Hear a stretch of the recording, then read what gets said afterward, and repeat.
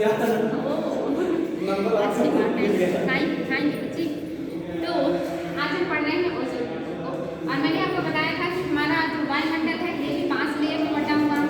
हमारा जो स्थल है यानी कि धरती के नीचे ये भी 5 लेयर में बटा हुआ है। तो जो आपका वायुमंडल है इसे भी 5 भागों में बांटा जाता है। पहले क्या आता है? ट्रोपोस्फीयर, उसके बाद स्ट्रेटोस्फीयर, मेसोस्फीयर, आयोनोस्फीयर, एक्सोस्फीयर। यानी कि जो पृथ्वी के सबसे करीब है वो क्या है? सौरमंडल। वो आपका सौरमंडल है। और उसके बाद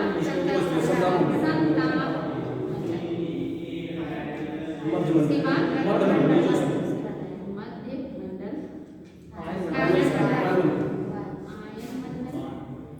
एक्सोस्फीयर, और फिर आपका एक्सोस्फीयर। ये आपके 5 मंडल हैं जो कि बहुत इंपॉर्टेंट है। इसमें सबसे ज्यादा इंपॉर्टेंट कौन सा मंडल है? सप्ताह मंडल।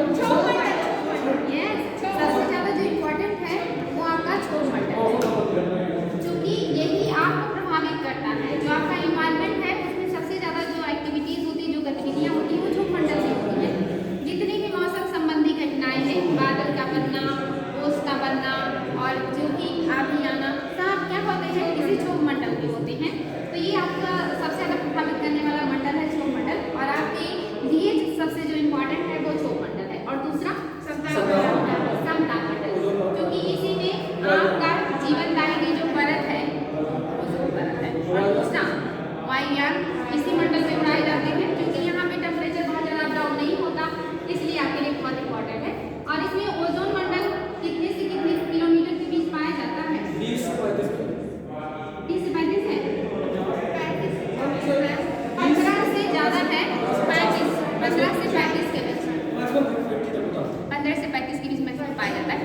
लेकिन ये मोटा पतला भी होता रहता है। जैसे गर्मी के दिनों में जो क्षोभ मंडल है इसकी ऊंचाई 18 किलोमीटर तक बढ़ जाती है, और जब 18 किलोमीटर बढ़ेगा तो यानी कि सपना मंडल को क्या करेगा? ये ऊपर की तरफ शिफ्ट कर देगा, उसकी मोटाई पतली हो जाएगी। हाँ बिल्कुल, ये विषुवत रेखा पे 18 हो जाता है, और ध्रुवों पर जहाँ ध्रुव चक्का है वहाँ पर 8 किलोमीटर रहता है।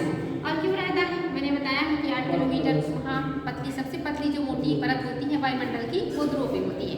पहला, गुरुत्वाकर्षण सबसे ज्यादा होता है, इसलिए गैसों को आकर्षित करता है, पकड़े रहता है। दूसरा, ठंडी रहती है गैसें, क्योंकि ध्रुव हमारा ठंडा है। ठंडा होने की वजह से जब गैसें ठंडी होती है तो क्या भारी हो जाती है, और भारी हो जाएंगे तो ज्यादा फैलाव नहीं होगा, ज्यादा प्रसार नहीं होगा, तो संकुचित रहती है। तो ये रीजन होते हैं कि ध्रुवों पर आपका जो मंडल है, क्षोभ मंडल है, ये पतला होता है। और जो यहाँ पे यानी कि जो मोटा वाला हिस्सा होता है विषुवत रेखा, यहाँ पर क्या होता है? मोटा होता है, क्योंकि यहाँ पे गर्मी ज्यादा है, सूर्य की किरणें यहाँ मिलती है, गैस जब गर्म होती है तो आयतन में प्रसार होता है।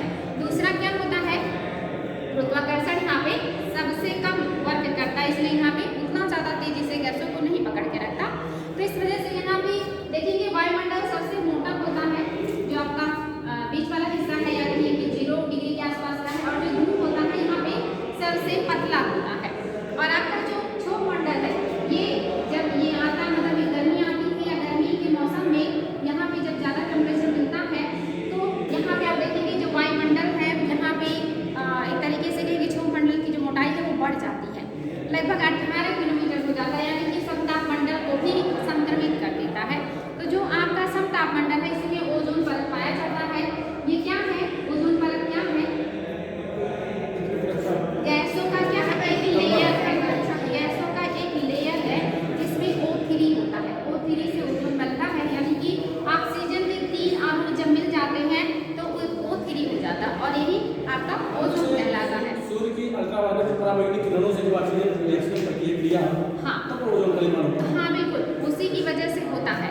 जो आपकी अल्ट्रावायलेट किरणें हैं ये क्या करते हैं? तोड़ते रहते हैं ना, तो यहाँ पे ऑक्सीजन जो है मिलता रहता है, जुड़ता रहता है, इसी से क्या होता है? ओजोन बनता है। जब वो 3 हो जाएंगे इकट्ठा तो ओजोन बन जाता है, और ओजोन ही जब इकट्ठा हो जाता है तो क्या करता है? कि लेयर बना देता है, इसी को कहा जाता है ओजोन मंडल। और ये समताप मंडल में 15 से 35 किलोमीटर की ऊंचाई पर पाया जाता है, और ये सबसे ज्यादा इंपॉर्टेंट है। आप देखेंगे आपके समताप मंडल में लगभग सभी जगह जो तापमान है वो समान होते हैं, लेकिन ओजोन मंडल जहाँ पाया जाता है यहाँ टेम्परेचर थोड़ा ज्यादा होता है।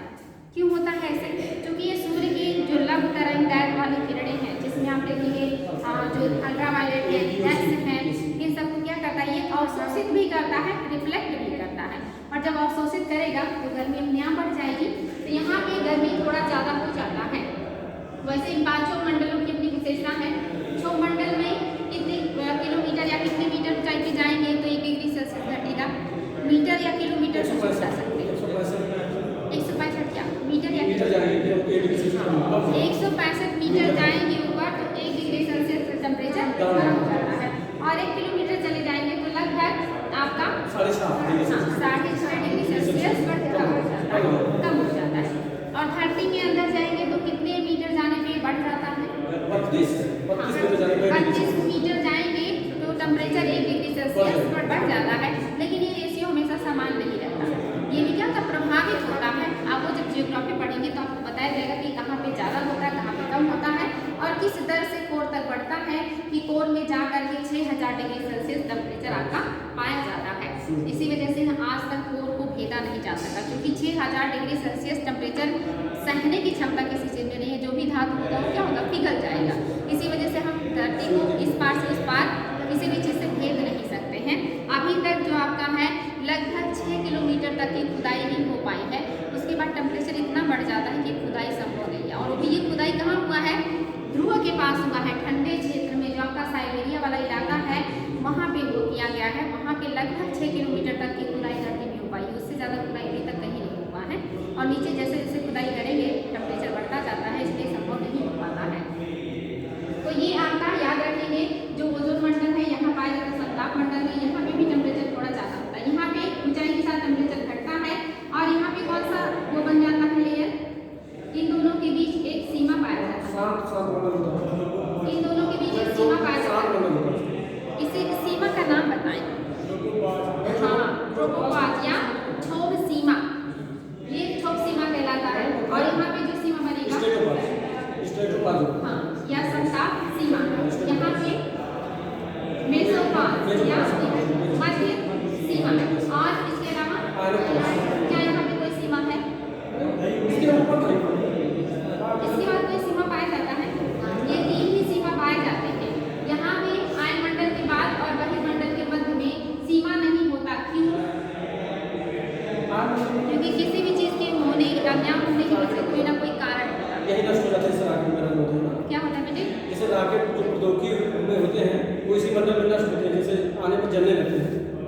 तो नष्ट होने से क्या इसका जो सीमा का भी कोई लेना देना है?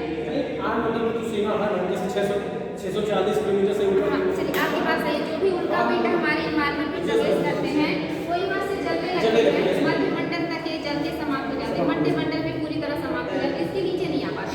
जो बहुत बड़े आकार के होते हैं जो जल के नहीं समाप्त होते वही धरती तक पहुँचते हैं। और जब धरती से टकराएंगे, जहाँ पे अगर समुद्र में गिरेंगे तो क्या करेंगे, सुनामी लाएंगे, और स्थल पे गिरेंगे तो बहुत बड़े गड्ढे का निर्माण करेंगे।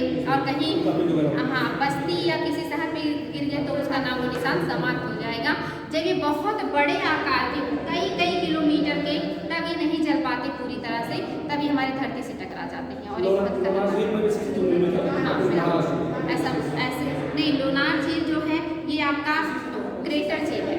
क्रेटर झील नहीं, उल्का पिंड से, वो उल्का पिंड से नहीं बना। महाराष्ट्र में एक और स्थान है वो उल्का पिंड से, लेकिन जो लोनार झील है ये उल्का पिंड नहीं, ये ज्वालामुखी, इसको क्रेटर झील कहते हैं।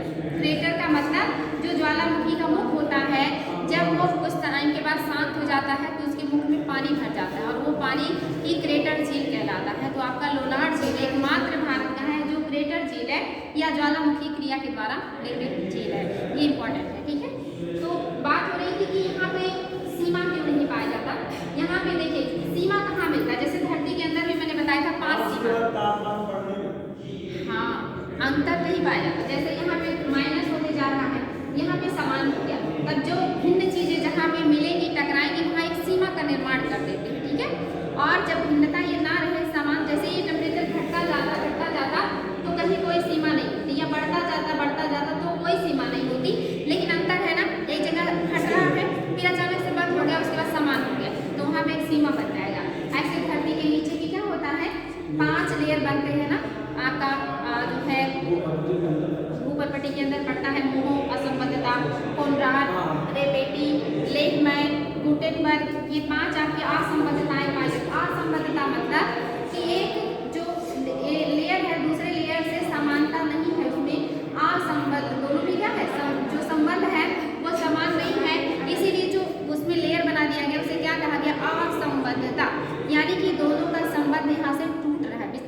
रहा है, इनके जो संबंध है ये समान नहीं है, इसलिए वहाँ पर सीमा ना कह करके असंबद्धता कह दिया गया कि यहाँ से जो क्वालिटी है ये बदल रही है, टेम्परेचर का, घनत्व का, जो भी अणु है, जो भी चीज़ें हैं वो क्या है, डिफरेंट हो जा रही है। तो धरती के अंदर असंबद्धता कह दिया गया और वायुमंडल में सीमा कह दिया गया। इसका सीमा यहाँ बल, इसकी सीमा यहाँ समान, इसकी सीमा यहीं तक है और इसके बाद ये सीमा बता दिया गया, इसके बाद इनका विस्तार समाप्त हो चुका है। चूंकि क्वालिटी अलग अलग है इसीलिए सीमा है। कभी आ जाए कि आयन मंडल और बहन मंडल के बीच सीमा क्यों नहीं पाया जाता, क्योंकि दोनों में टेम्परेचर बढ़ता ही चला जाता है, दोनों की जो क्वालिटी है वो सेम है और जब सेम रहेगी तो सीमा का निर्धारण नहीं हो पाएगा। सीमा का निर्धारण बनाने के लिए कुछ न कुछ अलग चीज चाहिए, तो यहाँ पे समानता पाई जाती है, टेम्परेचर लगातार बढ़ता जाता है, इसलिए यहाँ पे कोई सीमा नहीं है। जबकि यहाँ पे इन तीनों की खासियत अलग है, यहाँ पे टेम्परेचर ऊंचाई के साथ घटता है, यहाँ पे टेम्परेचर समान बना रहता है। सिर्फ क्षोभ मंडल से भी जो है आपका जिसको कहते हैं आपका ओजोन मंडल, यहीं पे थोड़ी सी गर्मी ज़्यादा होती है क्योंकि वो एब्जॉर्ब कर लेता है। यहाँ पे इतना ज़्यादा टेम्परेचर तेजी से गिरता है कि यहाँ पे 100 डिग्री सेल्सियस टेम्परेचर पाया जाता है, -100 डिग्री। ये पांचों लेयर में सबसे ठंडा है, ये भी एग्जाम में क्वेश्चन बना है कि ऊपर की पांचों लेयर में सबसे ठंडा लेयर कौन सा है, तो आपका है मध्यमंडल। और सबसे गर्म की बात करेगा तब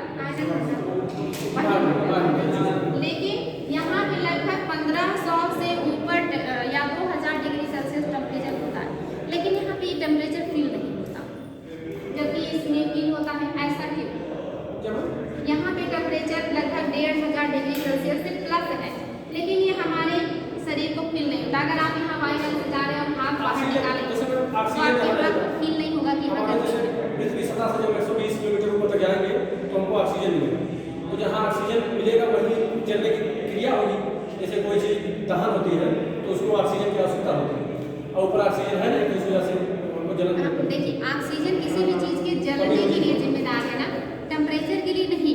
अगर आपको कहीं आग जलानी है तो वहाँ पे ऑक्सीजन की उपस्थिति चाहिए, इसीलिए देखिए जब कभी आप चूल्हा या अगर आपने गाँव में अलाव जलाया हो लकड़ी वाला, तो जब वो नहीं जलता तो आप फूंक मारते हैं, यानी कि इसको ऑक्सीजन प्रदान करते हैं और उस ऑक्सीजन को जब वो पाता है तो क्या होता है, जल जाता है। तो अगर ऑक्सीजन नहीं है कहीं तो वो नहीं जलेगा, कार्बन की अधिकता से भी नहीं जलता या कोई और अन्य गैस की अधिकता हो जाएगी तो नहीं जलेगा। तो ये जलने के लिए जिम्मेदार है, टेम्परेचर के लिए नहीं जिम्मेदार है। ठीक है, देखिए टेम्परेचर के लिए कौन जिम्मेदार है, कार्बन जैसे लेयर जिम्मेदार हो रहे हैं और जो आपके जो ये जलवाष्प होते हैं ये जिम्मेदार हो रहे हैं। ऑक्सीजन का टेम्परेचर से कोई लेना देना नहीं, ये सिर्फ जलने में मदद करता है। यहाँ भी इसलिए होता है, आपको पता है कि जो भारी गैसें हैं वो नीचे है, ऊपर क्या है, हल्की गैसें हैं। जलवाष्प जैसे ऊपर जाता है वैसे ठंडा होता जाता है, तो जलवाष्प की मात्रा ऊपर नहीं पाई जाती। जलवाष्प की मात्रा जैसे जैसे ऊंचाई आपका बढ़ेगा, मैंने आपको बताया था ना, कम होती चली जाएगी। चाहे आप 0 से ध्रुव की तरफ जाएंगे तो भी कम होती जाएगी, आप वायुमंडल में नीचे से ऊपर जाएंगे तो भी ये कम होती जाएगी, क्योंकि अगर ऊपर गई तो ठंडा होकर बारिश के रूप में तब्दील हो जाएगी, तो ऊपर नहीं पाई जाती। यहाँ पे टेम्परेचर क्यों नहीं फील होता, क्योंकि वायुमंडल की जो गैसें हैं वो क्या होती हैं, विरल हो जाती हैं, दूर दूर हो जाती है, इसीलिए वो गर्मी फील नहीं होती। और यहाँ पे हमारा सबसे ज़्यादा घना रहता है वायुमंडल, और ये वायुमंडल भी हमारे पर दबाव महसूस कराता है, इसी की वजह से हमारे शरीर में जो ब्लड का संचार है वो चल रहा है। अन्यथा क्या नसें फट जाती है, क्योंकि जो हमारे अंदर ब्लड का संचार होता है ना, ये बहुत ज़्यादा फ्लो में होता है, बहुत तेज़ी से होता है, ये धीरे धीरे फ्लो नहीं होता। जो हमारा हार्ट बीट है 1 मिनट में 72 बार धड़कता है और वो 72 बार ब्लड को पंप करता है, और जो ब्लड है बहुत तेज़ी से बॉडी के सभी पार्ट में जाता है, और जो धमनियाँ हैं वो पहुँचाती हैं और जो सिराएँ हैं वापस लेके आती हैं। 72 बार हो जाता है, आता है, और इस प्रक्रिया से ऑक्सीजन ब्लड में सप्लाई होता रहता है। तो ये इतना तेज़ी से पंप करते हैं कि अगर ये वायुदाब ना हो तो ये नसें फट जाएंगी और ब्लड जो है वो शरीर से बाहर आ जाएगा। तो ये यानी कि यहाँ पे इतना ज़्यादा घनत्व है कि दबाव बनाए रहते हैं, यहाँ पे घनत्व इतना कम हो जाता है कि यहाँ पे फील ही नहीं होता कि यहाँ पे टेम्परेचर है, सिर्फ इसलिए कि यहाँ पे जो गैसें हैं इनके अणु बहुत दूर दूर हो जाते हैं। ठीक है, तो इनकी ये विशेषता याद रखेंगे। सबसे इम्पोर्टेंट या मनुष्य के लिए जो जरूरी है वो है क्षोभ मंडल। दूसरा समताप मंडल है, क्योंकि यहाँ पे ओजोन है जिसकी वजह से भी जीवन संभव है। साथ ही यहाँ पे वायुमंडल में जो हमारे परिवहन है यानी कि वायु वाले, ये सारे इसी में उड़ाए जाते हैं। समताप मंडल जो है ये उल्का पिंड वगैरह इसी में आकर के समाप्त होते हैं, इसी में आकर के वो समाप्त हो जाते हैं। इतना ठंडा लेयर है कि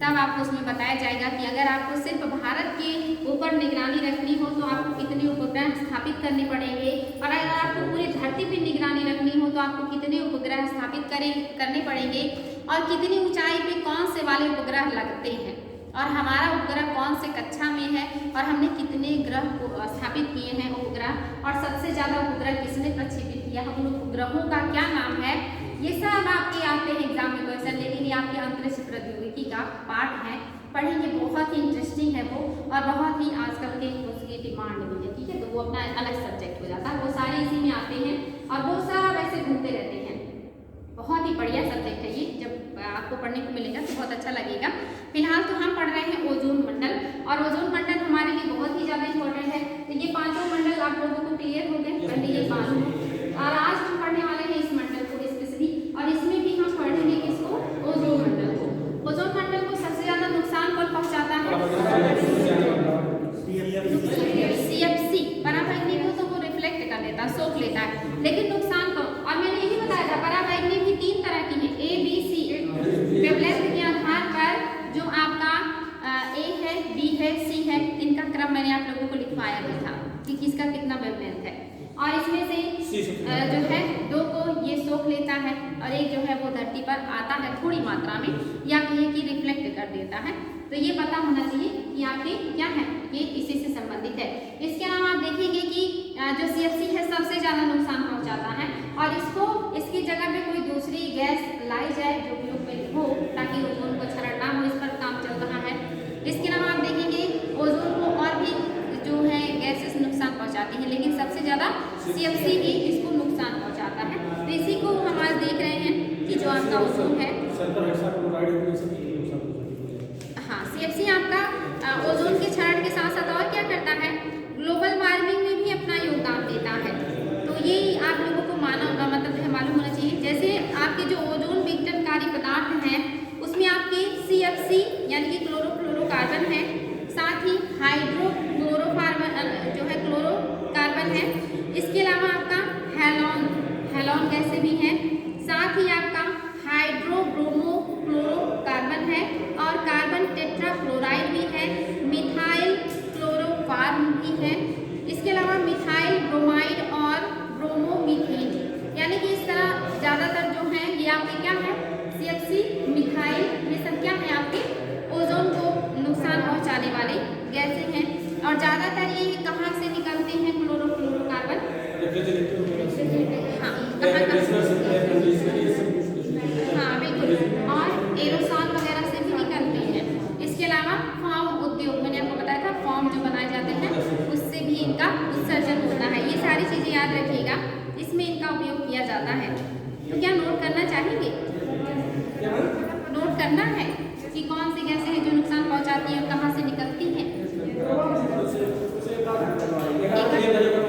हाँ, हालांकि मैंने समझाया था आप लोगों को, अगर नोट करना है तो नोट कर सकते हैं, अन्यथा फिर मैं आपको ऐसे समझा के छोड़ूंगी। ठीक है, नोट कर लीजिए। ओजोन विघटनकारी पदार्थ,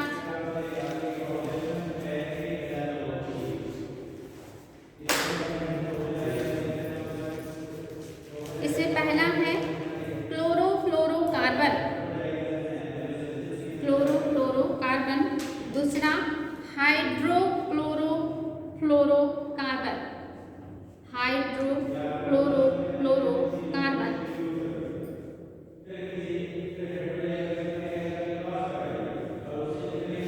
नेक्स्ट है हेलॉन,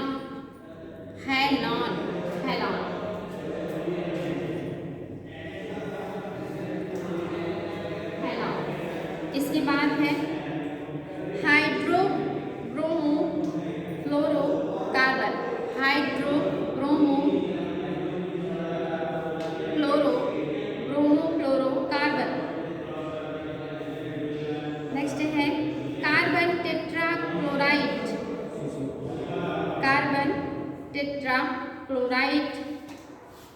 साथ ही मिथाइल क्लोरोफॉर्म,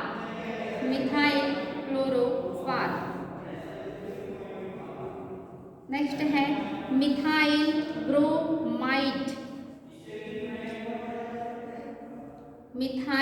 ब्रोमाइड, या इसी को ब्रोमोमीथेन कहते हैं, मिथाइल ब्रोमाइड या ब्रोमोमीथेन। नेक्स्ट है ब्रोमोक्लोरोमीथेन,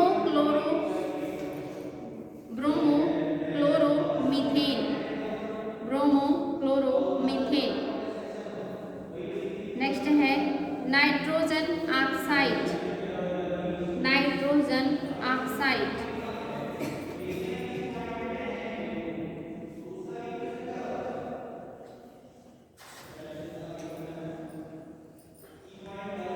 ये निकलते कहाँ से हैं? ये जो गैसें हैं, जो हानिकारक गैसें हैं, तो ये तो रेफ्रिजरेटर यानी कि जितनी ठंडी चीज़ें करने वाली है यहाँ सब जगह से निकलेंगी।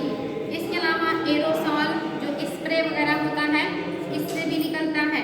जो लोग स्प्रे का उपयोग करते हैं ना, बहुत ज़्यादा हानिकारक होता है। हाँ, जो भी स्प्रे के रूप में चाहे आप जो भी सिंगिंग करते समय या पार्टी वगैरह में या आप परफ्यूम वगैरह लगाते हैं ना, परफ्यूम वगैरह भी जो लगाते हैं ना, ये भी नुकसान करता है, ये भी हानिकारक है। इसीलिए बहुत सारे देशों में आप देखेंगे इस तरह के जो उत्पाद हैं उनको बैन कर दिया जा रहा है, क्योंकि ये बहुत ज़्यादा हानिकारक होते हैं। इसके अलावा आप देखेंगे जितने भी फोम उद्योग हैं इनसे भी निकलता है। साथ ही ये आग बुझाने वाले कारकों के रूप में भी इसमें भी होता है। तो ये सारे जो महत्वपूर्ण हैं वो हैं।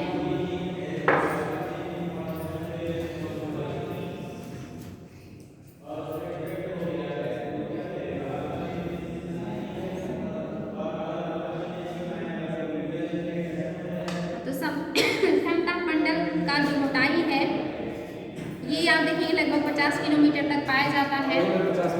50 किलोमीटर तक इसकी मोटाई है समताप मंडल की। लेकिन जो ये मैंने बात की थी ओजोन की, ये 15 से 35 किलोमीटर की ऊंचाई। हाँ, समताप मंडल का 50 किलोमीटर तक ऊंचाई पाई जाती है। और मध्यमंडल की बात करेंगे तो ये 80 किलोमीटर है। मध्यमंडल 80 किलोमीटर तक पाया जाता है। और इसी समताप मंडल में आपका जो है 15 से 30 किलोमीटर के बीच में ओजोन लेयर पाया जाता है। ये याद रखेंगे, काफ़ी इम्पोर्टेंट है। किससे मापा जाता है ओजोन मंडल की मोटाई? डाप्सन से मापा जाता है। ये भी एग्जाम में आता है, डाप्सन से। और डेसिबल से ध्वनि की तीव्रता मापते हैं। और भूकंप को किससे मापते हैं? सिस्मोग्राफ या रिएक्टर। देखिए, जो आपका भूकंप की तीव्रता है ये हम रिएक्टर स्केल पे मापते हैं, ठीक है, रिएक्टर स्केल पे मापते हैं। लेकिन जो हम अध्ययन करते हैं उसका ये इसको सिस्मोग्राफ कहते हैं, इसको सिस्मोलॉजी भी कहते हैं। हाँ, तो अंटार्कटिका के ऊपर मैंने बात किया था आप लोगों से कि सबसे ज़्यादा ओजोन का क्षरण हो रहा है। और ये क्वेश्चन भी बन चुका है। हाँ, उसके लिए भी बनाया जाता है, देखिए एक यंत्र होता है। जैसे बारिश, जैसे आपको पता है कि सबसे ज़्यादा जो बारिश है वो यूपी में बात करेंगे तो आपका गोरखपुर में होता है, तो वहाँ पे वो लगा देंगे। और फिर जब बारिश होगा ना तो वो मापता है कि कितना मतलब बारिश हुआ है। जैसे कहीं पे आपको यंत्र लगा देते हैं। जैसे रिएक्टर स्केल कैसे मापेगा? जो तरंगें निकलती हैं भूकंप के लिए, उस तरंग की तीव्रता को मापता है और बता देता है। ऐसे ही जब कहीं वो यंत्र लगा देंगे और बारिश होगा तो वो माप लेगा कि यहाँ पे कितना लगभग सेंटीमीटर बारिश हुआ है, और उसी से पता चल जाता है। हाँ बिल्कुल, जैसे हर चीज़ को मापने के लिए एक पैमाना बनाया जाता है। तो रेन गेज भी जहाँ पर जैसा बारिश होता है लगा दिया जाता है, पता चल जाता है कितना सेंटीमीटर बारिश हुआ है, वो माप लेता है। क्योंकि ये सब टेक्नोलॉजी है और टेक्नोलॉजी से तो आजकल क्या संभव नहीं है। हाँ बिल्कुल, हर चीज़ को मापने के लिए बनाया गया है। कुछ न कुछ यंत्र बनाया गया है जो उसकी मापता है। जैसे दूध का जो होता है लैक्टोमीटर, जो सूर्य की प्रकाश आती है, लक्समीटर, तो ऐसे बनाया गया है मीटर मापने के लिए हर चीज़ को।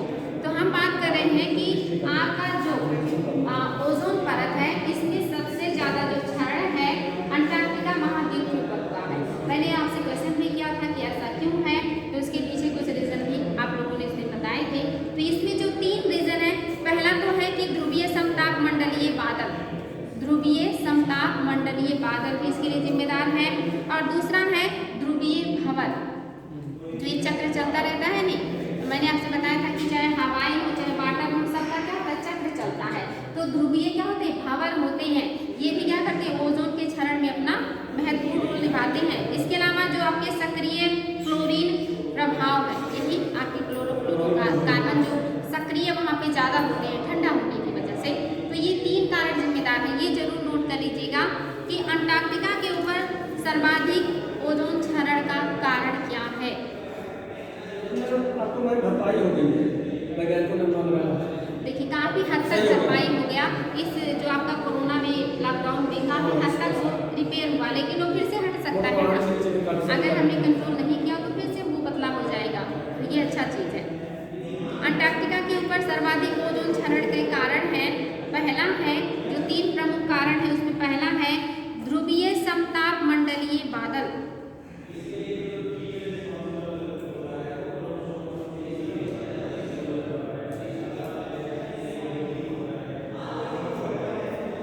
दूसरा है ध्रुवीय भंवर।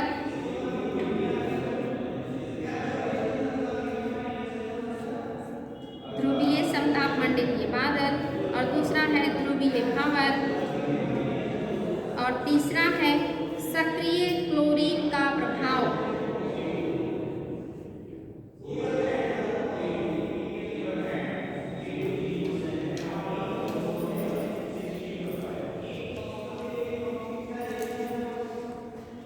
ये बताएं, अगर ओजोन का क्षरण होगा तो सबसे ज्यादा प्रभावित धरती पर कौन होंगे? जीव जंतु और पेड़ पौधे। जीव जंतु और पेड़ पौधे सबसे ज्यादा प्रभावित होंगे, यानी कि जिनके अंदर जान है वही सबसे ज्यादा प्रभावित होंगे। क्वेश्चन है कि अगर जो ओजोन है, जो ओजोन मंडल है, इसका क्षरण हुआ तो धरती पर सबसे ज्यादा कौन प्रभावित होंगे? जीव जंतु और वनस्पतियां। तो वनस्पतियों पर क्या प्रभाव पड़ेगा? वो अपने पत्ते छोड़ देंगे, पत्ते छोड़ देंगे, पहले पेड़ पड़ेंगे बताएं। और जंतुओं पर और मनुष्यों पर उनका इससे कैंसर पत्ते नहीं छोड़ेंगे, पत्ते तो पीले- सिर्फ पानी की पीले वजह से लगते हैं। हाँ, पानी की कमी की वजह से ही वो लोग पत्ते छाटते हैं। पत्ते का उसमें कोई इफेक्ट नहीं है। इफेक्ट क्या होगा कि पौधों के आकार में परिवर्तन हो जाएगा, जो उनकी बढ़ने का दर है ये क्या होगा, प्रभावित होगा। दूसरा, पौधों में पोषक तत्वों के वितरण में भी परिवर्तन आ जाएगा, कि जो पोषक तत्वों का उनमें वितरण हो रहा है, जो ये भी क्या हो जाएगा, प्रभावित हो जाएगा। इसके अलावा जो है विकासीय समय में परिवर्तन, जो उनके विकास करने का टाइम है ये भी बदल जाएगा, ये भी परिवर्तित हो जाएगा। ये पौधों के ऊपर इफेक्ट आएगा। और इंसानों के ऊपर क्या आएगा, ये त्वचा कैंसर, सबसे बड़ी बात है कि त्वचा कैंसर, स्किन कैंसर लाएगा। मोतियाबिंद या अन्य जो नेत्र संबंधी बीमारी है ये बढ़ेगा। इसके अलावा प्रतिरक्षा तंत्र जो हमारा है ये क्या होगा, कमजोर होगा, इम्यून सिस्टम आपका कमजोर हो जाएगा। और इसके अलावा क्या होगा, सनबर्न, जो त्वचा पे स्पॉट पड़ते हैं ना, सनबर्न जैसे स्पॉट भी पड़ेंगे आपके त्वचा पर। इसके अलावा इतना ही नहीं, आप लोगों का जीन, आप लोगों की जो जीन है इसमें भी परिवर्तन हो जाएगा। जीन से ही आपका जो आनुवांशिक चीजें होती है निर्धारित होती है। जीन ही एक पीढ़ी से दूसरी पीढ़ी में इंसानों के लक्षण को स्थानांतरित करता है, यही परिवर्तित हो जाएगा। यानी कि आपकी आने वाली पीढ़ी के जीनों में काफी परिवर्तन आ जाएगा। इतनी सारी प्रॉब्लम, यानी कि महामारी अलग चीज है। महामारी जब कहीं किसी बीमारी से बड़े क्षेत्र को प्रभावित कर दे तो इसे महामारी कहते हैं। हाँ, तो ये महामारी नहीं है, ये क्या करेगा, लोगों की ग्रोथ, लोगों का इम्यून सिस्टम, लोगों की बीमारियाँ, जीन परिवर्तन, ये सारी चीजें बहुत ज्यादा चेंजिंग हो जाएगी तब। हाँ बिल्कुल। इसके अलावा जो आप देखेंगे इसके नियंत्रण के लिए कौन कौन से सम्मेलन किए गए हैं, तो आपका ओजोन इससे आपका वियना कन्वेंशन, वियना है, याद रखिएगा कि जो आपका मॉन्ट्रियल है वो तो सबसे ज्यादा फेमस है, लेकिन आपका वियना कन्वेंशन भी इसी से संबंधित है। तो जो ये वियना है ये याद रखिएगा, वियना कन्वेंशन ये 1985 में अपनाया गया है। वियना अरे वाशिंगटन डीसी तो अमेरिका का है ना, अमेरिका की राजधानी, मतलब जो राजधानी है वो वाशिंगटन डीसी है, लेकिन जो वियना है ये कहाँ पे है, ऑस्ट्रेलिया नहीं, ऑस्ट्रिया की यूरोपीय कंट्री है। ऑस्ट्रेलिया एक महाद्वीप भी है और देश भी है। तो जो वियना है ये क्या है, एक देश है, मतलब राजधानी है ऑस्ट्रिया की, जो ऑस्ट्रिया आपका यूरोपीय कंट्री है। तो ये जो सम्मेलन हुआ था उसकी राजधानी में हुआ था, इसीलिए इसे वियना कन्वेंशन कहते हैं। ये 1985 में हुआ था, ये याद रखिए, वियना कन्वेंशन 1985 में हुआ था ऑस्ट्रिया की राजधानी वियना में, इसीलिए इसे वियना कन्वेंशन या वियना जो है एक तरीके से ये सम्मेलन कहते हैं।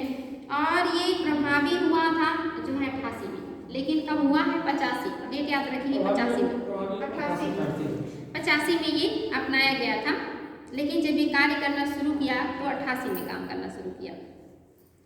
और इसके बाद आपका आया है मॉन्ट्रियल 16 सितंबर 1987, ये 16 सितंबर को लागू हुआ है, इसीलिए इसे हम इसी डेट को हम क्या मनाते हैं, अंतर्राष्ट्रीय ओजोन दिवस, बिल्कुल इंटरनेशनल। 16 सितंबर 1987 में हमने मॉन्ट्रियल प्रोटोकॉल के मतलब जो है लागू हुआ है, इसीलिए हम 16 सितंबर को ओजोन दिवस मनाते हैं, लोगों को जागरूक करने के लिए, ये याद रखेंगे। और ये सबसे ज़्यादा कारगर सिद्ध हुआ है, तो ये इम्पॉर्टेंट है, इसको याद रखेंगे। हाँ, इसके तहत कहा गया कि जो विकसित देश हैं ये 2000 तक जो CFC है इसको रिप्लेस कर देंगे। इस सम्मेलन में कहा गया जितने विकसित देश हैं वो अपने यहाँ जो CFC है उसको रिप्लेस करेंगे, यानी उसकी जगह दूसरी गैसेस का उपयोग करेंगे।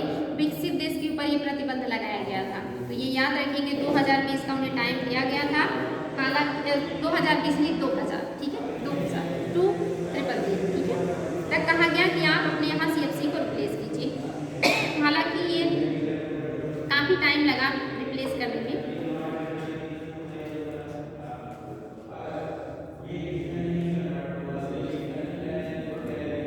जो आपका किगाली सम्मेलन है ये किससे संबंधित है, किगाली, ये भी इसी से संबंधित है।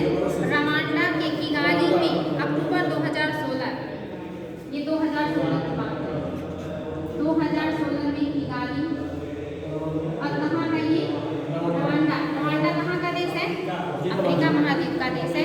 नीचे आपके आएगा अफ्रीका, जो दक्षिण अफ्रीका देश, उसी के ऊपर है रवांडा, युगांडा, इस तरह से है। तो वहाँ का ये देश है, वहाँ किगाली में अक्टूबर 2016 में जो है ये सम्मेलन हुआ था।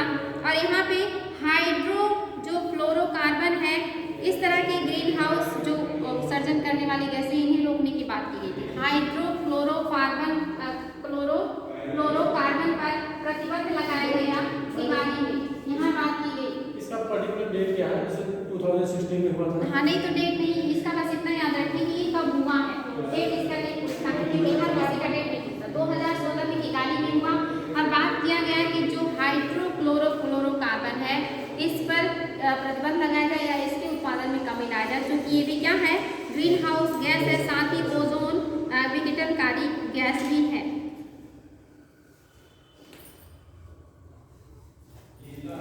और इसके तहत जो है लक्ष्य रखा गया कि हम वर्ष 2100 तक टेम्परेचर जो पृथ्वी का है उसमें 0.5 डिग्री सेल्सियस कम करेंगे, यानी कि पृथ्वी के टेम्परेचर में 0.5 सेल्सियस की कमी लाएंगे। इसमें रखा गया लक्ष्य 2016 की किगाली में रखा गया कि 2100 तक हम पृथ्वी का जो टेम्परेचर है उसे 0.5 डिग्री सेल्सियस कम करने का लक्ष्य रखा गया है। ये चीज़ याद रखेंगे, ये इम्पोर्टेंट है। साथ ही जो आपका किगाली है ये और भी इम्पोर्टेंट है, क्योंकि मॉन्ट्रियल प्रोटोकॉल में कहा गया कि हम उन गैसों को रोकेंगे या उनके उत्सर्जन को कम करेंगे जिससे कि ओजोन परत का क्षय होता है। किगाली में कहा गया कि जो ओजोन को नुकसान पहुंचाते हैं उनके साथ साथ जो ग्रीन हाउस इफेक्ट उत्पन्न करते हैं उन गैसों में भी कमी लानी है, यानी कि ओवरऑल कमी करेंगे तभी ना पृथ्वी का टेम्परेचर कम होगा। तो इसमें आपके जो भी आपके मॉन्ट्रियल में गैसें शामिल हैं उनके साथ साथ जितनी ग्रीन हाउस गैसें हैं उनको भी शामिल किया गया कि इन सब के उत्पादन में कमी करेंगे, इन सब के उत्सर्जन में कमी करेंगे, तभी पृथ्वी का जो टेम्परेचर है वो कम होगा। तो ये पॉइंट याद रखिए कि किगाली में दोनों को कम करने की बात की गई है, जो ओजोन क्षयकारी है वो भी, और जो दूसरा ग्लोबल वार्मिंग बढ़ा रहे हैं वो भी, दोनों गैसों को कम करने की बात किगाली में की गई है 2016 में। इतना हो गया, ठीक है। थोड़ा आप लोगों के लिए क्वेश्चन है, आज का चैप्टर कुछ बहुत बड़ा नहीं था, बहुत कम ही था, तो निम्नलिखित में से कौन सा एक ओजोन का अवक्षय करने वाले पदार्थों के प्रयोग पर नियंत्रण करने और उन्हें चरणबद्ध रूप से प्रयोग बाह्य करने यानी कि उससे धीरे धीरे करके खत्म करने की बात करता है? तो आपका ऑप्शन में है जो है ब्रेटन वुड्स सम्मेलन। दूसरा है ब्रेटन वुड्स सम्मेलन, ये आपकी इकोनॉमी से संबंधित है, जिसके तहत आपका IMF और वर्ल्ड बैंक की स्थापना ब्रेटन वुड्स अमेरिका में है, यहीं पे सम्मेलन हुआ और ये दोनों सामने आए थे। इकोनॉमी में मैंने ये चीज़ आप लोगों को बहुत डिटेल में, उनको ब्रेटन वुड्स जुड़वा भी कहा जाता है, ब्रेटन वुड्स ट्विंस भी कहा जाता है, ये सब मैंने पढ़ाया है। तो ये आपका पहला है ब्रेटन वुड्स सम्मेलन, दूसरा है मॉन्ट्रियल प्रोटोकॉल, तीसरा है क्योटो प्रोटोकॉल, चौथा है नगोया। मॉन्ट्रियल प्रोटोकॉल हो जाएगा कि जितने भी ओजोन क्षयकारी गैसें हैं उनको स्टेप बाय स्टेप धीरे धीरे करके हम कम करेंगे और समाप्त करेंगे। और बाकी तो आसान है, क्योटो तो कार्बन से है, नगोया जितनी भी जैव विविधता है उसका बंटवारे से संबंधित है और ब्रेटन वुड्स तो इकोनॉमी से संबंधित है। नेक्स्ट है सूर्य के प्रकाश से परावैंगनी जो विकिरण है अभिक्रिया निम्न में से क्या पैदा करती है? अगर सूर्य के प्रकाश से परावैंगनी विकिरण अभिक्रिया करेगी तो क्या पैदा करेगी? Carbon monoxide, sulphur dioxide, ozone और फ्लोराइड। नेक्स्ट है क्लोरोफ्लोरोकार्बन जो ओजोन ह्रास पदार्थों के रूप में चर्चित है, उसका प्रयोग होता है। क्लोरोफ्लोरो का कहाँ कहाँ उपयोग होता है? पहला है सुघट्य फोम के निर्माण में, फोम उद्योग के निर्माण में। दूसरा ट्यूब लेंस टायर के निर्माण में, ट्यूबलेस टायर। तीसरा है आपका कुछ विशिष्ट इलेक्ट्रॉनिक्स अवयवों की सफाई करने में। और चौथा है एरोसॉल कैन में दाबकारी एजेंट के रूप में। कौन सा सही है? हाँ बेटे कूट में है, बताएं। कूट बता दें? अच्छा ठीक है। तो कूट में है 1 2 3, फिर है केवल 4, फिर है 1 3 4 और 1 3 4। बिल्कुल सही है। जो आपका दूसरा है ये नहीं होगा, बाकी सारे सही है, तीनों ऑप्शन सही है। निम्न में से किसमें ओजोन का सर्वाधिक सांद्रता है? संताप मंडल में, सबको पता है। नेक्स्ट है अंटार्कटिका क्षेत्र में ओजोन छिद्र का बनना चिंता का विषय है। इस छिद्र के बनने का संभावित कारण क्या है? तो कारण आप लोगों को पता है, चलिए ऑप्शन देते हैं। विशिष्ट क्षोभ मंडलीय विक्षोभ की उपस्थिति तथा क्लोरोफ्लोरोकार्बन का अंतर्वाह। दूसरा है विशिष्ट ध्रुवीय वाताग्र तथा समताप मंडलीय बादलों की उपस्थिति तथा क्लोरोफ्लोरोकार्बनों का अंतर्वाह। तीसरा ध्रुवीय वाताग्र तथा समताप मंडलीय बादलों की अनुपस्थिति तथा मीथेन और क्लोरोफ्लोरोकार्बन का अंतर्वाह। और चौथा है वैश्विक तापन में ध्रुवीय प्रदेशों में हुई तापमान वृद्धि। दूसरा बिल्कुल सही है, क्योंकि तीसरे में अनुपस्थिति कह रहा है ना, उपस्थिति है अनुपस्थिति नहीं है, बिल्कुल करेक्ट है। नेक्स्ट है आप लोगों का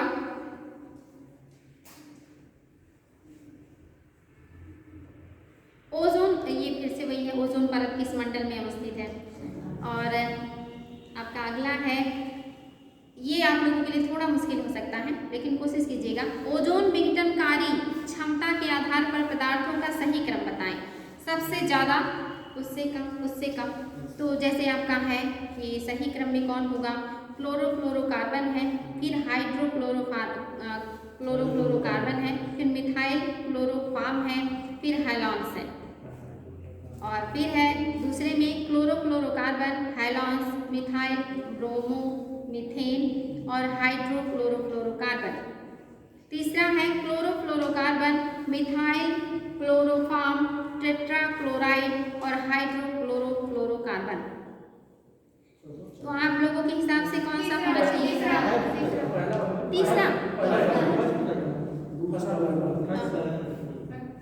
किसका आपका फर्स्ट, मतलब कि पहले क्लोरोफ्लोरोकार्बन, हाइड्रोक्लोरोफ्लोरोकार्बन, मिथाइल, दूसरा सही है। क्लोरोफ्लोरोकार्बन है, फिर हैलोन्स है, फिर मिथाइल ब्रोमो मीथेन है, फिर आपका हाइड्रोक्लोरोफ्लोरोकार्बन है। देखिए ये इसलिए इम्पोर्टेंट है क्योंकि हाइड्रोक्लोरोफ्लोरो जो कार्बन है ये बाद में लाया गया है, ये कम नुकसान करेगा ये सोच करके, तो ये क्या है? कम नुकसान। जबकि आपका और हाइड्रोक्लोरो इसके एवज में लाया गया कि ये नुकसानदेह नहीं होगा, लेकिन ये भी क्या हो गया, नुकसानदेह हुआ लेकिन कम नुकसानदेह है, तो इसलिए क्या होगा, लास्ट में होगा। हाँ, क्लोरोफ्लोरोकार्बन है, क्लोरोफ्लोरोकार्बन, उसके बाद है हैलोन्स, उसके बाद है मिथाइल ब्रोमोमीथेन, और लास्ट में है हाइड्रोक्लोरोफ्लोरोकार्बन, हाइड्रोक्लोरोफ्लोरोकार्बन।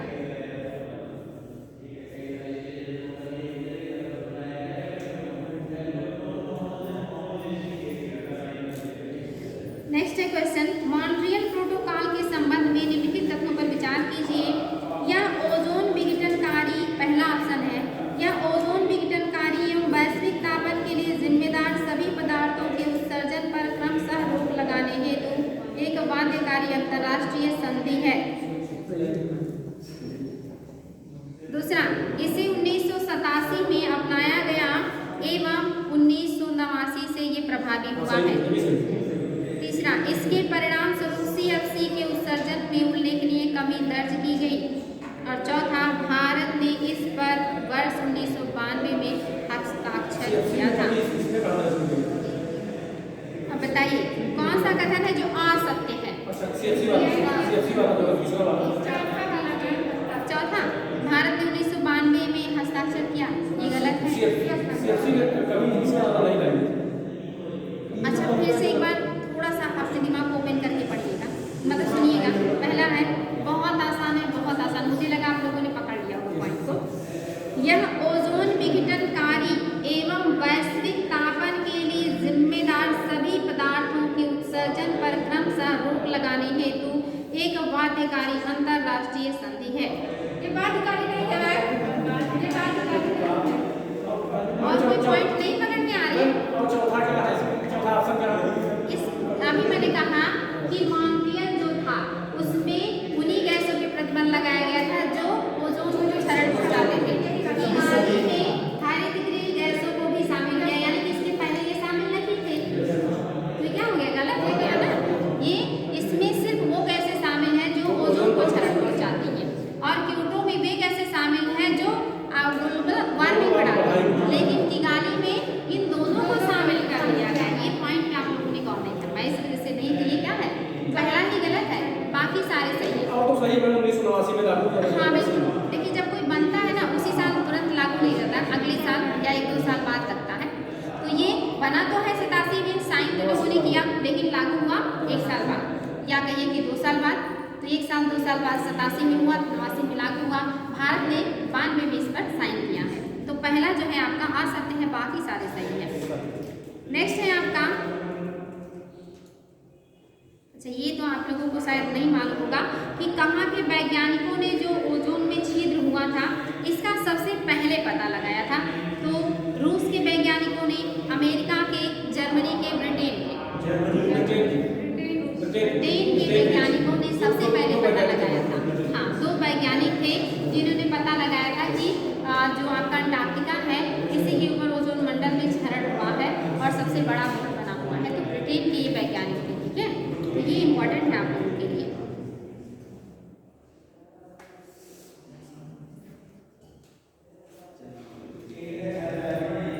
चलिए थोड़ा सा और भी बात कर लेते हैं। चलिए बताएं, आप लोगों में से कौन बता सकता है कि अगर ग्लोबल वार्मिंग हुआ तो इससे क्या निगेटिव इम्पैक्ट आएंगे? जलस्तर बढ़ेगा, जो कोरल रीफ में चट्टानें हैं, चट्टानें नष्ट हो जाएंगी, जैसे उनका जो मुख बंद हो जाएगा। और उसके बाद जल पार्जन में भी जैसे समुद्र का स्तर बढ़ जाएगा, फिर उसके बाद ग्लेशियर जो है पिघलने लगेंगे सबसे ज़्यादा, तो मीठे जल का स्तर कम होगा क्योंकि वो समुद्रों में जिनका प्रवाह होगा। हाँ, और जलवायु परिवर्तन होगा। चौथा, हाँ, और कृषि उत्पादकता प्रभावित होगी, और सूखा अचानक मौसमी घटनाएं होंगी, जैसे कभी सूखा होगा, महामारी आएगी। और क्या होगा? हो गया करीब तेज हो जाएगी, उसकी तेज उत्पादकता बढ़ेगी, उत्पादन कम हो जाएगा, चक्रवातों का दर और तीव्रता बढ़ेगा, टेम्परेचर बढ़ेगा, बहुत ज़्यादा टेम्परेचर बढ़ेगा, जो प्लेटियाँ हैं वो शिफ्ट करेंगी, जल का जो पारितंत्र है वो समाप्त होगा, ऑक्सीजन की सप्लाई घटेगी, भोजन की जो है कमी होगी क्योंकि उत्पादन बराबर घटेगा, पानी का जल स्तर घटेगा, ग्लेशियर्स पिघलेंगे, नदियाँ सूखेंगी। मीठे पानी का जल स्तर क्यों घटेगा? तो वैसे हाँ, पानी बढ़ेगा। मीठे पानी की ही बात कर रहे हैं, बाकी तो बढ़ेंगे क्योंकि सारे उसी में जाएंगे, ग्लेशियर्स वगैरह जो पिघलेंगे वो सब उसी में जाएंगे। तो इतनी सारी जो है आपकी दिक्कतें होंगी। इसके अलावा देशों के बीच, राज्यों के बीच विवाद बढ़ेंगे, पानी को लेकर के, भोजन को लेकर के, जनसंख्या प्रवास को लेकर के, क्योंकि अगर मुंबई जैसे शहर डूबेंगे, सबसे ज़्यादा जनसंख्या को वही निर्माण करते हैं, वो दूसरी जगह जाएंगे तो नौकरी की, रहने के लिए घर की, भोजन की, हर चीज़ की क्या होगी, दिक्कतें होंगी। और सिर्फ मुंबई ही नहीं, और जो अन्य शहर हैं कोस्टल एरियाज में वो सारे डूबेंगे, तो वहाँ की जो दिक्कतें होंगी वो अन्य क्षेत्रों को झेलनी पड़ेंगी। जो छोटे छोटे देश हैं वो डूबेंगे तो बड़े देशों से टकराव बढ़ेगा। तो बहुत सारे जितनी भी आपकी अरेबियन, जो आपकी अरेबियाई यानी कि एक तरीके कैरेबियाई जो हैं देश, जो अमेरिका के नीचे पाए जाते हैं, ये हाँ वेस्ट इंडीज उसको भी कहते हैं, वेस्ट इंडीज। इसके अलावा जो ऑस्ट्रेलिया के पूर्व में आप देखेंगे छोटे छोटे द्वीपों का जो समूह है जिसे ओशिनिया कहा जाता है, ये सारे भी क्या हो जाएंगे, प्रभावित होंगे। इसके अलावा अन्य बहुत सारे छोटे छोटे द्वीप के देश हैं वो भी प्रभावित होंगे। तो ये ग्लोबल वार्मिंग से इतनी सारी प्रॉब्लम्स आएंगी। ग्लोबल वार्मिंग में सब कुछ समाहित करीब डिस्टर्ब हाँ, करने की सारी ग्लोबल वार्मिंग में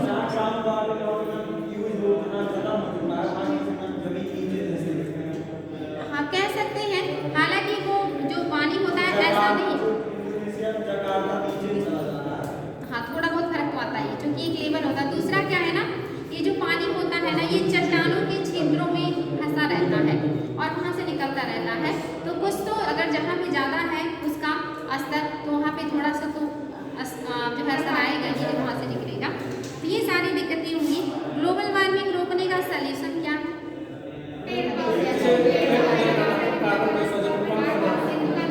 सबसे पहले पेड़ पौधे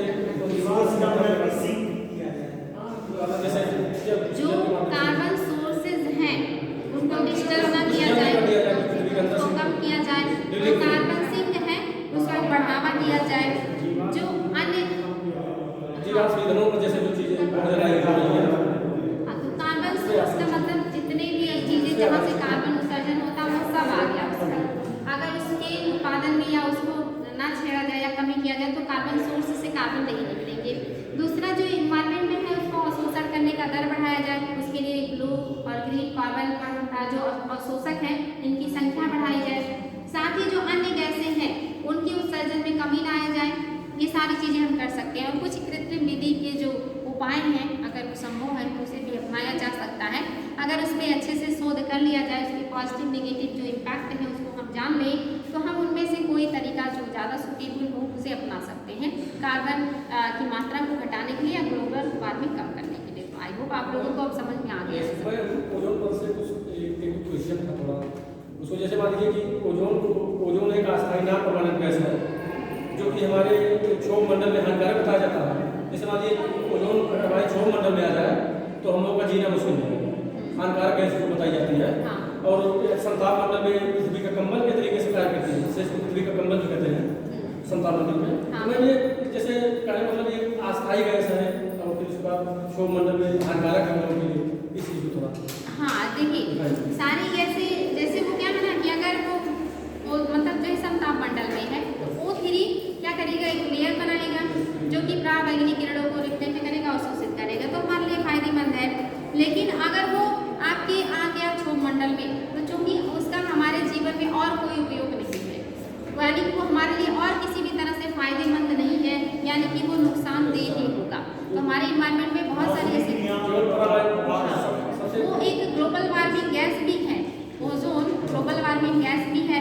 तो जब क्षोभ मंडल में आएगा तो ग्लोबल वार्मिंग बढ़ाएगा, या उसे हम ना तो श्वास में उपयोग कर सकते हैं, अन्य किसी काम में भी उसका उपयोग नहीं है। जैसे निश्चित समय के बाद ये ऑक्सीजन चेंज हो जाता है। हाँ लेकिन ये टाइम लगता है, लॉन्ग पीरियड लगता है। और अगर इनकी संख्या ज़्यादा हो गई ओजोन मंडल में तो ग्लोबल वार्मिंग को बढ़ा देंगे, पहली बात। दूसरा हमारे जीवन का और कोई यूज़ नहीं है, तो ये ये हमारे लिए क्या है, नुकसानदेह अल्ट्रावायलेट है। किरणों को रोकती है। हाँ, बस ये जब एक साथ रहेंगी लेयर में तब ये हमारे लिए बहुत अच्छा है, जीवनदायिनी है, क्योंकि एक लेयर बनाती है। और जब एक कड़ी से टूट करके आ गई क्षोभ मंडल में तो ये फिर ग्लोबल वार्मिंग का निर्माण करेगी, क्योंकि ग्लोबल वार्मिंग का मतलब ये समझ लेंगे कि जो एक लेयर बनता है पृथ्वी के चारों तरफ और इसमें इन सारे गैसों का योगदान होता है और ये गर्मी बढ़ा देती है हमारी धरती का। और अगर गर्मी बढ़ेगा तो क्या होगा, सबको पता है कि फिर तो दुनिया समाप्त होना है। तो इसलिए इसको याद रखिए, इम्पॉर्टेंट है। आई थिंक आप लोगों को अच्छे से समझ में आ गया होगा।